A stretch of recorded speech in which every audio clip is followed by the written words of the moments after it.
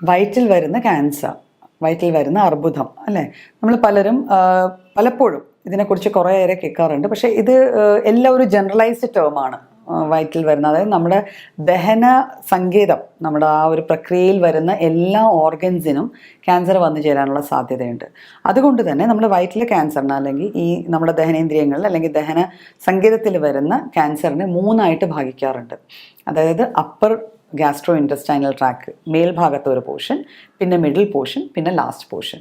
അപ്പം അപ്പറിൽ എന്ന് പറയുമ്പോൾ നമ്മുടെ വായിൽ നിന്ന് അന്നനാളം മുതൽ നമ്മുടെ എന്താ പറയുക, ആമാശയം സ്റ്റമക്കിലേക്ക് എൻട്രി ചെയ്യുന്ന പോയിന്റ് വരെയാണ് നമ്മൾ അപ്പർ എന്ന് പറയുക. അത് ആമാശയം ഇൻക്ലൂഡ് ചെയ്ത്, അതും കൂടെ ഇൻക്ലൂഡ് ചെയ്ത് വരുമ്പോൾ അപ്പറായിട്ട് വരും. അത് കഴിഞ്ഞ് നമ്മുടെ ചെറുകുടലും അങ്ങോട്ടേക്ക് പോകുന്ന ഒരു സി ഷേപ്ഡ് ആയിട്ടുള്ളൊരു പൈപ്പ് ഉണ്ട്, ഡ്യൂഡിനം എന്ന് പറയും, അതിനെ ഇൻക്ലൂഡ് ചെയ്യുന്നതാണ്.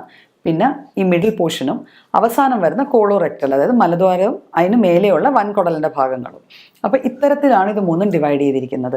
ഈ ഓരോ ഭാഗത്ത് വരുന്ന ക്യാൻസർ, ഇത് കൂടാതെ നമ്മുടെ വയറ്റിലെ ക്യാൻസർ എന്ന് പറയുമ്പോൾ നമ്മളൊരു വലിയ ഓർഗൻ അല്ലേ, ലിവർ, അതായത് നമ്മുടെ കരള്, അതും ദഹനത്തിന് വേണ്ടി സഹായിക്കുന്ന ഒരു വലിയൊരു ഓർഗനാണ് ലിവർ.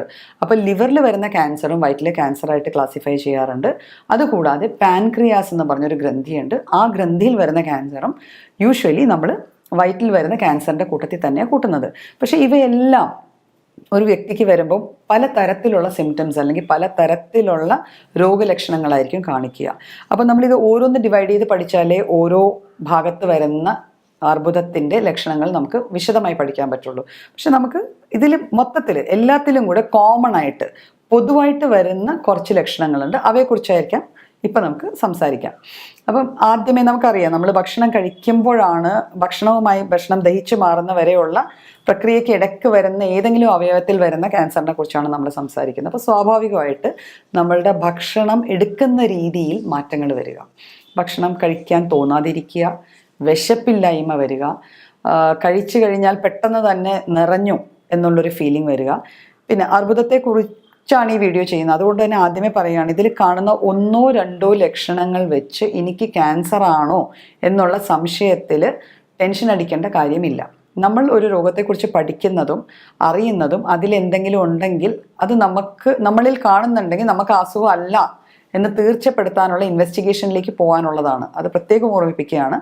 അപ്പോൾ ഈ പറയുന്ന സംഭവങ്ങൾ പലരിലും പല രീതിയിലും കാണാം. പക്ഷെ അത് നല്ല രീതിയിൽ ഇൻവെസ്റ്റിഗേറ്റ് ചെയ്താൽ മാത്രമേ അത് അസുഖമാണോ അല്ലേ എന്ന് അറിയാൻ പറ്റുള്ളൂ. അപ്പോൾ ആദ്യം പറഞ്ഞ ലക്ഷണം, നമുക്ക് ഭക്ഷണം കഴിക്കുമ്പോൾ ഒന്നെങ്കിൽ പെട്ടെന്ന് വയറ് നിറഞ്ഞതുപോലെ, അല്ലെങ്കിൽ പെട്ടെന്ന് നെഞ്ച് വരെ നമ്മളുടെ ഭക്ഷണം ചെല്ലുമ്പം ഫില്ലാവുന്നു, നമുക്ക് ഇറക്കാൻ പറ്റുന്നില്ല, സോഫ്റ്റ് ആയിട്ടുള്ള ഭക്ഷണമേ കഴിക്കാൻ പറ്റുന്നുള്ളൂ, കട്ടിയുള്ള ഭക്ഷണം കഴിക്കുമ്പോൾ എവിടെയോ തടയുന്നു എന്നുള്ള ഫീലിംഗ്. ഇത്തരത്തിലുള്ള ഫീലിങ്സ് നമുക്ക് ഒരു വയറ് സംബന്ധമായ ഏത് അർബുദത്തിലും കാണാം. എന്നാലും മേൽഭാഗത്ത് വരുന്നത്, അത് വായി കഴിഞ്ഞ് നമ്മുടെ അന്നനാളം തൊട്ട് ആമാശയം വരെ വരുന്ന അർബുദങ്ങളിലാണ് യൂഷ്വലി നമുക്ക് ഇവിടെ നിന്നേ കഴിക്കുമ്പോൾ ഒരു ഇറക്കാനുള്ളൊരു ബുദ്ധിമുട്ട് ഫീൽ ചെയ്യുക. പിന്നെ ചില സമയത്ത് നമ്മൾ പറയാറുണ്ട്, ഇപ്പം നമ്മുടെ ആമാശയത്തിൻ്റെ ഏറ്റവും അവസാനത്തെ ഭാഗമാണല്ലോ റെക്റ്റം. അപ്പോൾ അവിടെ നിന്ന് നമ്മളിപ്പോൾ മലവിസർജനം ചെയ്യുമ്പോൾ അതിൽ രക്തം കാണുക, അത് വയറ്റിൽ ഏതെങ്കിലും ഒരു ഭാഗത്തുള്ള ക്യാൻസറിൻ്റെ ഒരു ലക്ഷണമാകാം. നിർബന്ധമായി ആകണം എന്നല്ല, ആകാം. അപ്പോൾ ഈ രക്തം കാണുന്നത് തന്നെ പല രീതിയിലായിരിക്കും. ഇപ്പം കട്ട പിടിച്ച രക്തമാണ് യൂഷ്വലി മലത്തിൽ കലർന്ന് കാണുന്നതെങ്കിൽ അത് സ്വാഭാവികമായിട്ട് നമ്മുടെ ആമാശയത്തിൻ മേൽഭാഗത്തിൽ നിന്ന് വരുന്ന ഒരു രക്തസ്രാവത്തിൽ നിന്നായിരിക്കും അതുണ്ടാവുക. ബിക്കോസ് ആമാശയത്തിൽ നമുക്കറിയാം ഒരു ആസിഡ് ഉണ്ട്, ആസിഡുമായിട്ട് രക്തം കലർന്ന് വരുമ്പോൾ അതിൻ്റെ കളർ മാറി അത് ഡാർക്ക് കളറാവുന്നു. അപ്പോൾ ആ ഡാർക്ക് കളറാണ് മലത്തിൽ കാണുന്നതെങ്കിൽ നമുക്ക് ഏകദേശം ഒന്ന് ഊഹിക്കാം അത് ആമാശയത്തിൻ മേൽഭാഗത്തുള്ളൊരു ക്യാൻസറിലാണ് വരുന്നത്. അല്ലാതെ ഒരു ഫ്രാങ്ക് ആയിട്ടുള്ള ബ്ലീഡിങ്, ഒരു സാധാരണ ബ്ലഡ് പോലത്തെ ബ്ലഡ് ആണെങ്കിൽ അത് മിക്കവാറും അവസാന ഭാഗത്തിൽ നിന്നുണ്ടാവുന്ന ഒരു രക്തസ്രാവത്തിൽ നിന്നായിരിക്കും ഉണ്ടാവുക. അപ്പോൾ യൂഷ്വലി നമുക്കൊക്കെ അറിയാം, ക്യാൻസർ എന്ന് പറയുമ്പോൾ ഒന്നെങ്കിൽ ഒരു മുഴ ഡെവലപ്പ് ചെയ്യാം, അല്ലെങ്കിൽ ആ ഭാഗത്തെ കോശങ്ങൾക്ക് മാറ്റം വന്ന് അതിന് തടിപ്പുണ്ടാവുക, അത് എന്ത് ജോലിയാണോ അതിൻ്റെത് ആ ജോലി ചെയ്യാൻ പറ്റാണ്ട് വരിക, അതിൽ എന്തെങ്കിലും ഒരു തടസ്സങ്ങൾ ഉണ്ടാവുക. അപ്പോൾ ഇത്തരത്തിലാണല്ലോ, അതുകൊണ്ടുണ്ടാവുന്ന കാര്യങ്ങളായിരിക്കും പിന്നെ ഉണ്ടാവുക. അതായത് ഒന്നെങ്കിൽ ഓക്കാനം അല്ലെങ്കിൽ ഛർദി ഉണ്ടാവാം. നമ്മളുടെ വിസർജന ശീലങ്ങൾ, ഇപ്പോൾ ചിലർക്ക് യൂഷ്വലി കോൺസ്റ്റിപ്പേറ്റഡ് എന്ന് പറയും, എപ്പോഴും മലബന്ധമാണ് എന്ന് ചില വ്യക്തികൾ പറയാറുണ്ട്. ചിലർ പറയാറുണ്ട് എനിക്ക് അങ്ങനെ ഒരു പ്രശ്നമേ ഇല്ല, എനിക്ക് എപ്പോഴും ലൂസായിട്ടാണ് വയറ്റിൽ നിന്ന് പോവുക.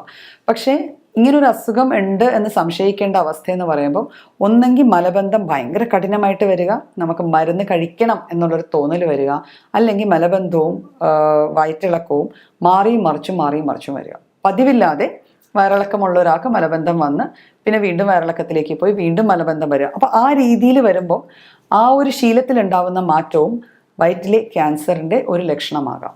പിന്നെ ഭക്ഷണം ദഹിക്കാതെ പോവുക, ഭക്ഷണത്തിന് നിറവ്യത്യാസം ഉണ്ടാവുക, ഒരു ചോക്ക് പോലെ ഒരു മഞ്ഞ കളർ ഒട്ടുമില്ലാതെ ആ രീതിയിൽ വരിക, ആ രീതിയിൽ മലം പോവുക, ഇതുമെല്ലാം ലിവറിനോ അല്ലെങ്കിൽ ബാക്കിയുള്ള ഏതെങ്കിലും അവയവത്തിനോ ബാധിക്കുന്ന ക്യാൻസറിൻ്റെ ലക്ഷണമാകാം.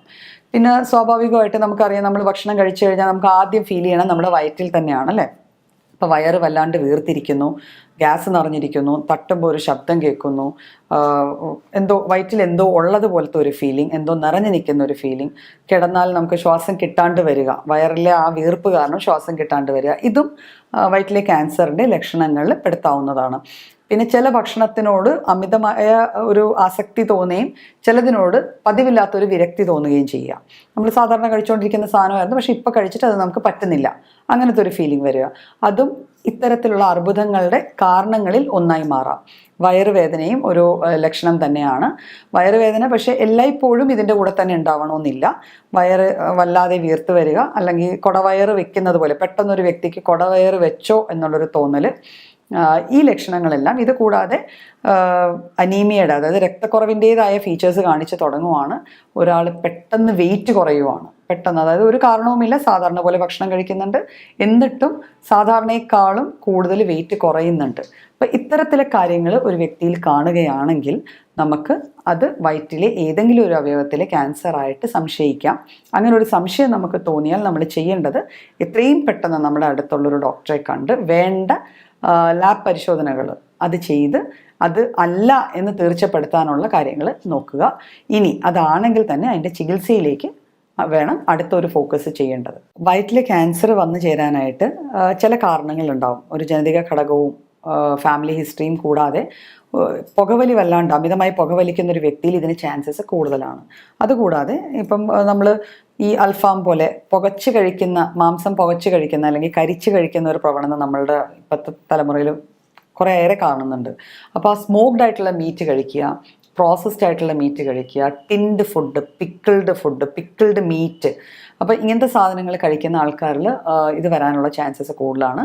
ഇത് കൂടാതെ അമിതമായി അല്ലെങ്കിൽ റെഗുലറായി മദ്യം സേവിക്കുന്ന ആൾക്കാർക്ക്, മദ്യപാനമുള്ള വ്യക്തികളിലും ഇതിനുള്ള സാധ്യതകൾ കൂടുതലാണ്. പിന്നെ ഒരു ഹിസ്റ്ററി ഓഫ് സ്റ്റമക്ക് സർജറി, നമ്മുടെ വയറിൽ ഒരു അൾസർ ഉണ്ടായിട്ട് അതിനൊരു സർജറി ചെയ്തിട്ടുണ്ടെങ്കിൽ അവിടെയും ആ സ്കാറിൽ, സർജറി സ്കാർ, വയറ്റിനകത്തുള്ള സ്കാറിലേക്ക് ഒരു ക്യാൻസർ ഡെവലപ്പ് ചെയ്യാനുള്ള ചാൻസസ് പലപ്പോഴും കൂടുതലായിട്ട് കാണാറുണ്ട്. പിന്നെ ചില വൈറൽ ഇൻഫെക്ഷൻസ്, ഒരു EB വൈറസ് എന്ന് പറയും, EB വൈറൽ ഇൻഫെക്ഷൻ ഹിസ്റ്ററി ഉള്ള വ്യക്തികൾ ശ്രദ്ധിക്കേണ്ടതാണ്. അവർക്കിങ്ങനെ ഈ തരത്തിലുള്ള എന്തെങ്കിലും ലക്ഷണങ്ങൾ ഉണ്ടെങ്കിൽ ചാൻസസ് ആർ അത് ഒരു ആമാശയ അല്ലെങ്കിൽ ഒരു വയറ്റിലെ ക്യാൻസർ ആയിട്ട് മാറാനുള്ള ചാൻസസ് ഉണ്ട്. പിന്നെ പൊല്യൂഷൻ ഒരു വലിയ ഫാക്ടറാണ്. അതായത് കെമിക്കൽസുമായിട്ട് എക്സ്പോസ്ഡ് ആയിട്ട് ജോലി ചെയ്യുന്ന ആൾക്കാർ, അങ്ങനത്തെ ഇൻഡസ്ട്രീസിൽ ജോലി ചെയ്യുന്ന ആൾക്കാർ, ആസ്ബസ്റ്റോസ് അല്ലെങ്കിൽ ഈ കൽക്കരി പോലത്തെ സാധനങ്ങളെ കുറേയേറെ ഹാൻഡിൽ ചെയ്യുന്ന ആൾക്കാർ, റബ്ബർ ഇൻഡസ്ട്രിയിൽ വർക്ക് ചെയ്യുന്നത്, ആ കെമിക്കൽസുമായിട്ട് എക്സ്പോഷർ ഉള്ള ആൾക്കാർ, പിന്നെ നേരത്തെ പറഞ്ഞ ജനിതക ഘടകങ്ങളും ഫാമിലി ഹിസ്റ്ററി, ഒരു ഗ്യാസ്ട്രിക് അൾസറിൻ്റെയോ ഗ്യാസ്ട്രിക് ക്യാൻസറിൻ്റെയോ